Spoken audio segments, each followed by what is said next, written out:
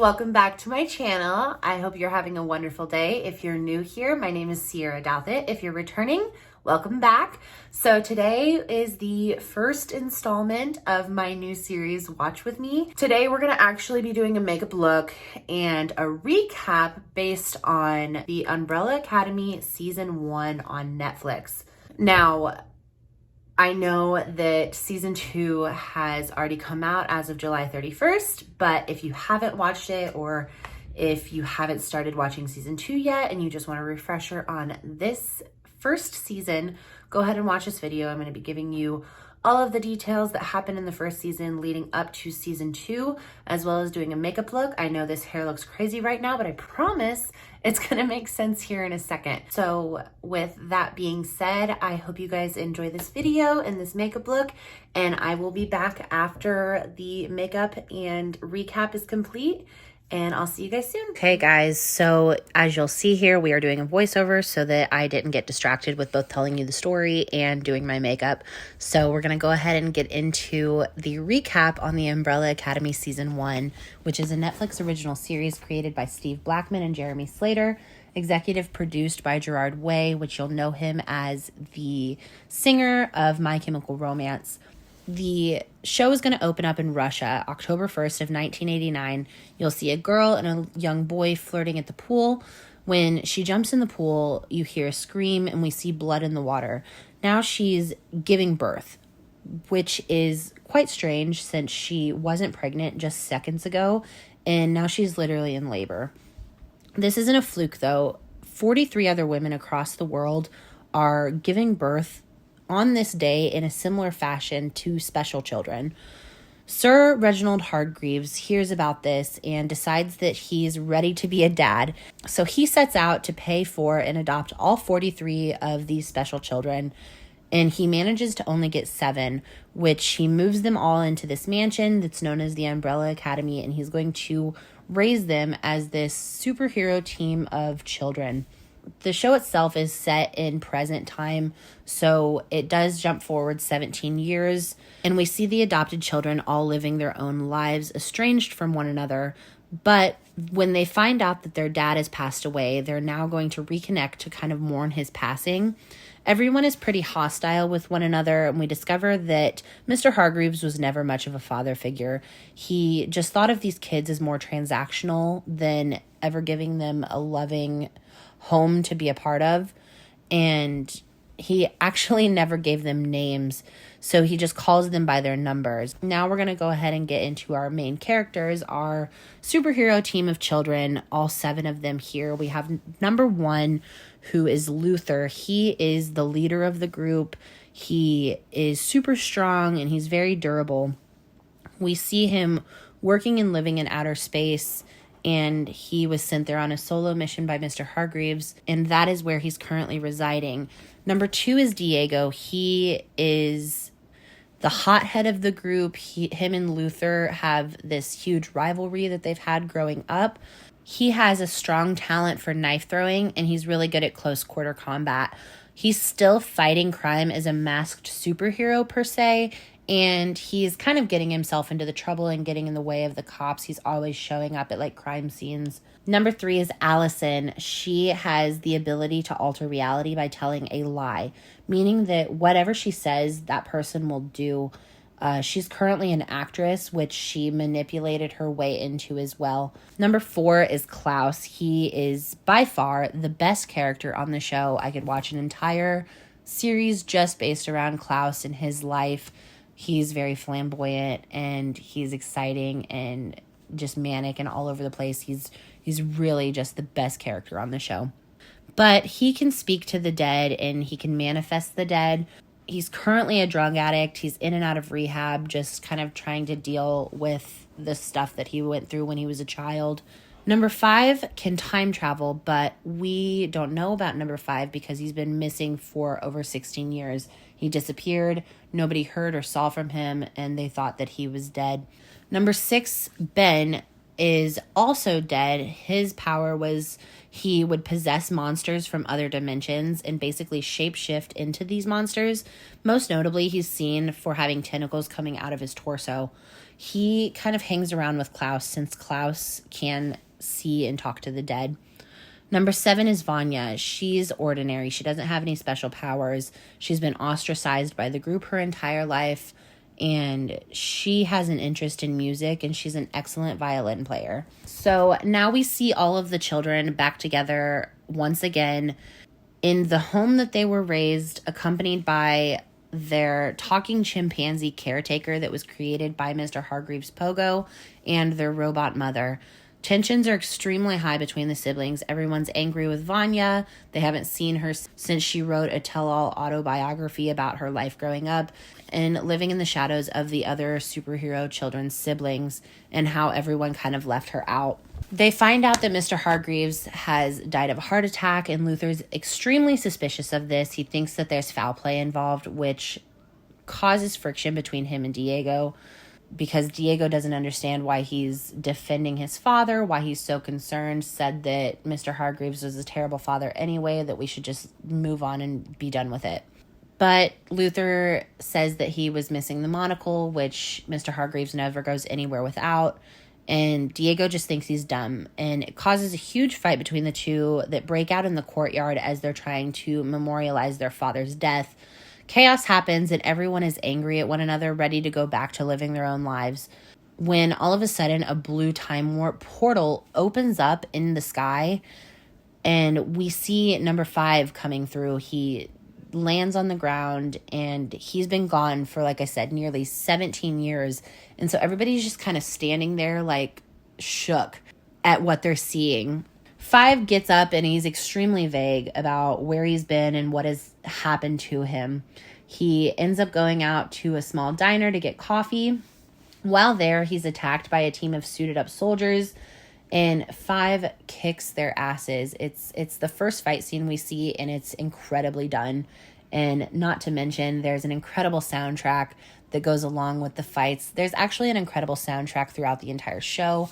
It's really well done, and it fits really well with the theme of the TV show.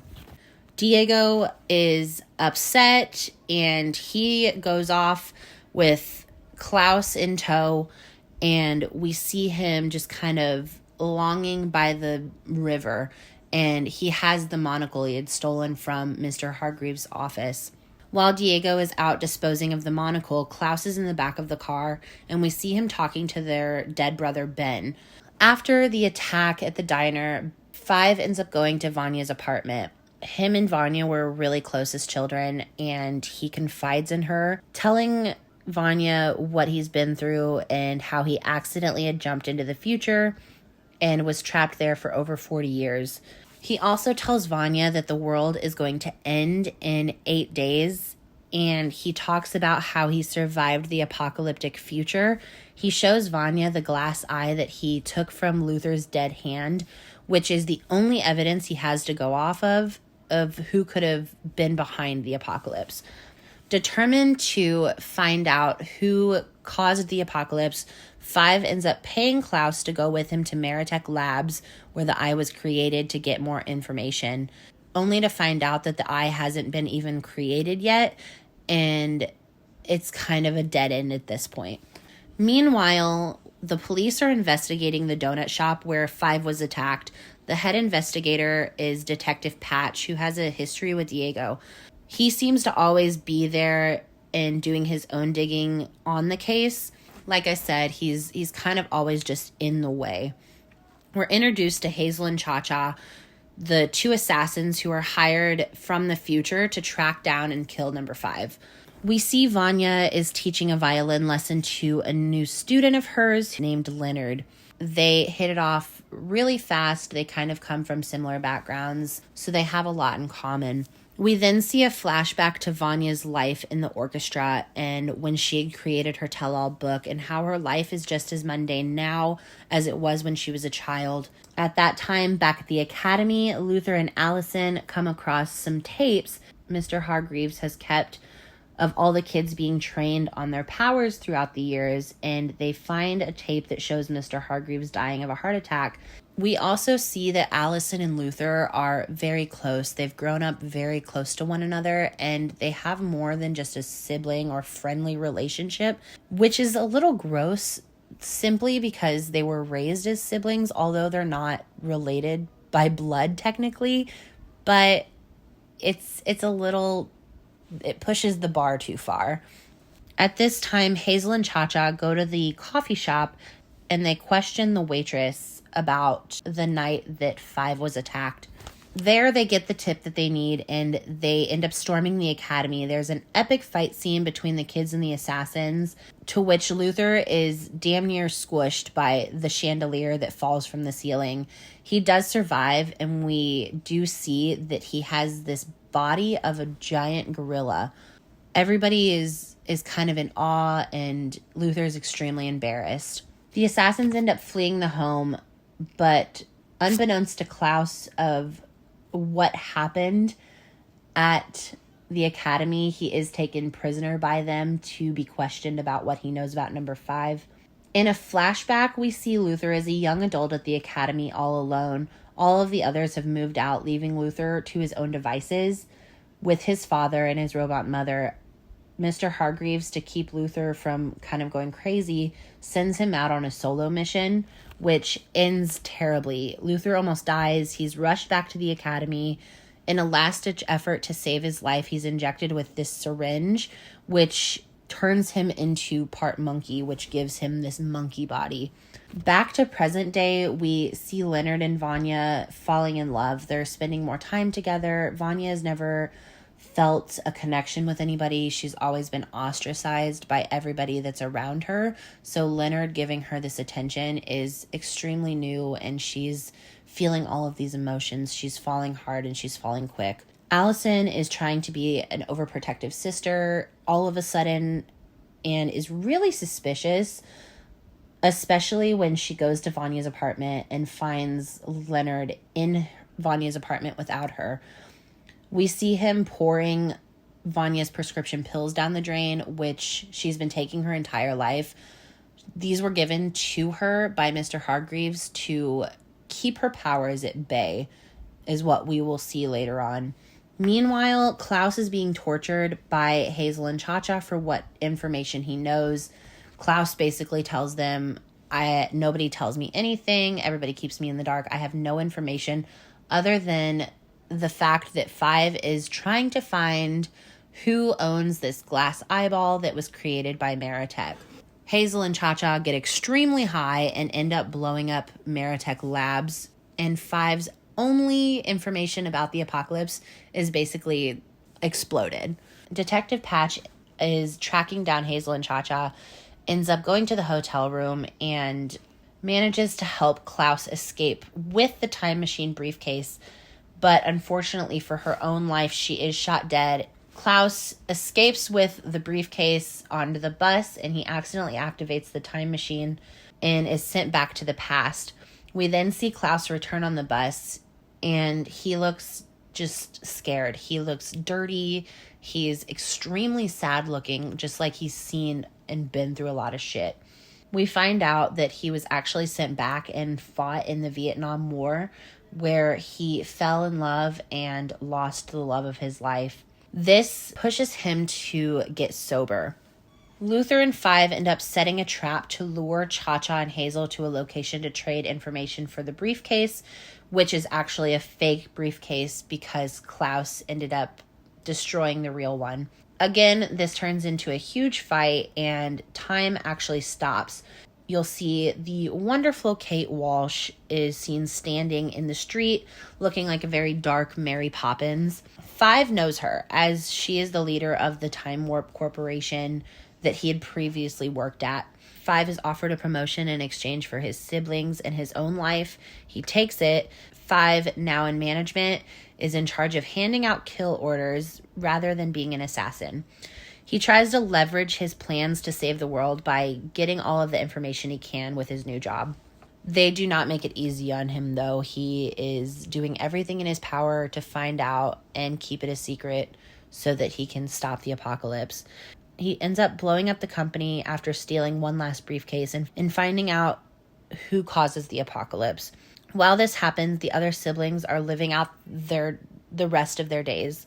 Klaus is getting sober with Diego. Luther and Allison share an old memory together, which leads to them dancing and kissing under the stars. Unfortunately, to the other siblings, all of this is erased and reset when 5 comes back through time to a prior day and has news about who they need to kill. Harold Jenkins is the person that's going to cause the apocalypse. Nobody knows who Harold Jenkins is. There's no other information besides the name. We then find out that Vanya's boyfriend, Leonard, is actually Harold Jenkins. So, way to throw a wrench in our love story here. Harold Jenkins grew up fantasizing of being in the Umbrella Academy, thinking he was a special child since he was born on the same day. His mother passed away while giving birth to him, so he was raised by his abusive father. He's humiliated in front of all of his heroes and others. When he goes to the academy, he tries to talk Mr. Hargreaves into letting him join the super team, and he's told there's nothing special about him and that he just needs to leave. Harold, angry and fed up with his abusive father, he ends up murdering him and spends 12 years in prison. After getting out of prison, he's set out on destroying the Umbrella Academy once and for all. He wants his revenge, and he's going to get it. Vanya shows up to the academy while everybody's talking about this Harold Jenkins, and they tell her that she needs to leave. She can't be a part of this. They don't want her to get hurt.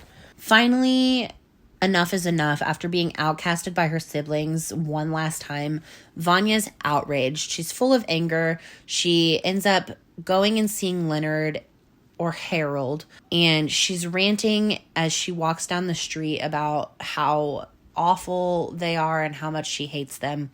And we see that she's like bending lampposts and setting off car alarms. She thinks it's nothing. Harold obviously knows that it's something and is starting to realize that her powers are coming back. Harold takes her to a cabin out in the middle of nowhere so that they can work on her powers and so she can practice the violin for her upcoming concert. Harold ends up hiring 3 men to attack him and Vanya outside of the restaurant, which causes Vanya to unleash a sort of supersonic wave that kills 2 of the 3 men. We see Harold has lost his eye in the staged attack outside the restaurant, so we know that this has something to do with the apocalypse. Allison ends up finding out that Harold is Leonard, like they suspected, and that Vanya is with him. So when Vanya and Harold return to the cabin, Harold's doing everything in his power to try and help Vanya harness and control her power. Allison ends up showing up to confront Vanya and help her escape the manipulation of Harold Jenkins. Vanya is super upset that Allison is trying to control her life and tells her that Harold's the only person that's ever loved her and she's not leaving him. She also tells Allison that she's had powers her whole life and that Mr. Hargreaves had been giving her pills to make her powers subside. Vanya, now unable to control her emotions, finds out that Allison was coaxed by Mr. Hargreaves when they were young to use her power against Vanya to make Vanya think that she's ordinary. This really upsets Vanya, which causes her to accidentally slice Allison's throat with a violin string. She is freaking out that she killed Allison. Luckily, Allison is saved by Luther. The siblings now meet up at the house to discuss what they should do about Vanya, knowing that she's dangerous and she has these powers and they need to stop her. Meanwhile, Vanya finds Harold's journal detailing everything about her and her family and realizes that all along she had been lied to and manipulated by him. So Vanya does what Vanya has been doing recently, and she ends up killing him. Alone and afraid, Vanya ends up returning to the academy to beg the other siblings for forgiveness. They end up stunning her and detaining her in this soundproof room in the basement. This doesn't last long as her powers are just so strong. She ends up knocking the front wall of this sound room down and escaping. Again, filled with rage, she breaks free and she's sporting these ghostly white eyes. She ends up killing Pogo as he had known all along what had happened to her many years ago.